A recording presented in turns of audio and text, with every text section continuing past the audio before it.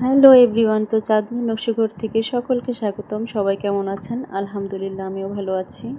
তো সুন্দর একটি নকশি পিঠার ডিজাইন নিয়ে চলে এলাম আপনাদের মাঝে।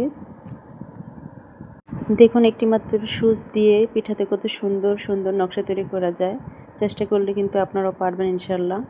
আর নকশি পিঠাতে যে যত বেশি সুন্দর ডিজাইন করবেন তত বেশি পিঠাটা ফুটে উঠবে।